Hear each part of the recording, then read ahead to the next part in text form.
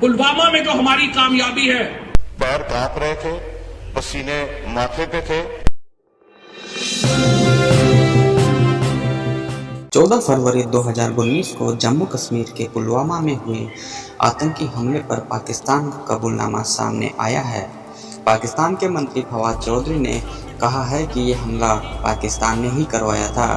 पाकिस्तान की संसद में फवाद चौधरी ने दावा किया कि भारत के पुलवामा में किया गया हमला इमरान खान सरकार की एक बड़ी उपलब्धि थी। हमले को लेकर फवाद चौधरी ने कहा कि हमने घर में घुसकर मारा था। हमने हिंदुस्तान को घुस के मारा है जनाब स्पीकर वहां पे। और पुलवामा में जो कामयाबी है, पुलवामा में जो हमारी कामयाबी है, वो इमरान खान की क़यादत में इस कौम की कामयाबी है। उसके हिस्सेदार आप भी सब हैं, उसके हिस्सेदार हम भी सब हैं। और जिस तरीके से आप आके ये बातें करें और आप कहें ये वो फख्र है जो कि हमारी पुलवामा के वाक़े के बाद जिस तरीके से हमने घुस के मारा हिंदुस्तान को, जिस तरीके से हमने घुस के मारा। आपको बता दें कि दक्षिण कश्मीर के पुलवामा में सड़क से गुजर रहे सीआरपीएफ के काफिले पर आरडीएक्स से घात लगाकर हमला किया गया था। हमले में बस के परकच्चे उड़ गए थे और सीआरपीएफ के 40 जवान शहीद हो गए थे। यह आत्मघाती हमला दोपहर करीब 3:30 बजे के आसपास हुआ था। इस हमले की पूरी दुनिया में निंदा हुई थी।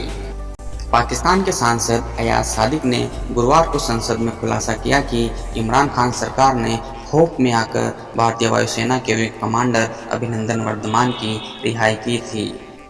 अयाज ने कहा कि अभिनंदन की रिहाई को लेकर प्रधानमंत्री इमरान खान और विदेश मंत्री शाह महमूद कुरैशी खौफ में थे।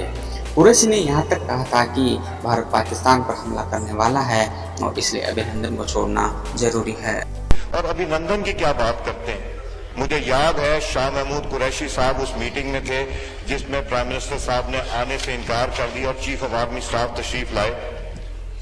पैर कांप रहे थे, पसीने माथे पे थे और हमसे शाह महमूद साहब ने कहा, फॉरेन मिनिस्टर साहब ने, कि खुदा का वास्ता है अब इसको वापस जाने दें, क्योंकि 9 बजे रात को हिंदुस्तान पाकिस्तान पे अटैक कर रहा है।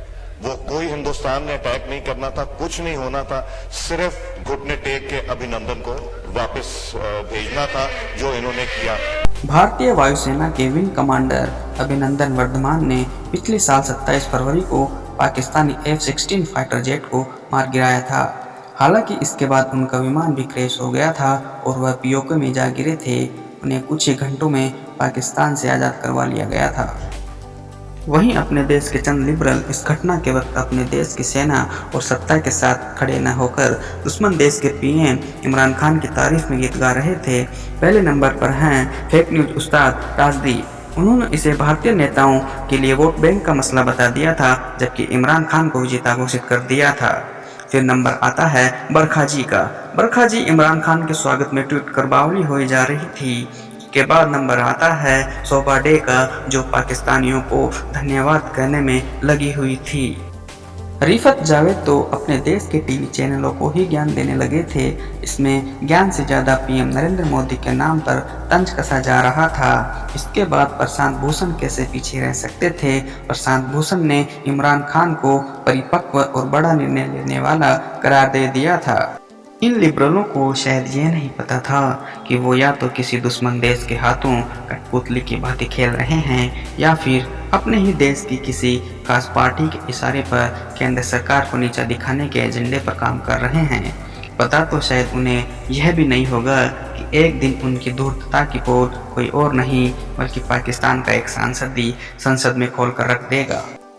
अब शायद उन लोगों को यकीन आ जाए जिन्हें भारतीय सेना और भारत सरकार पर यकीन न होकर पाकिस्तान की न्यूज़ चैनलों पर ज़्यादा भरोसा था। अब उनके दिमाग पर बड़ी धुंध छट गई होगी।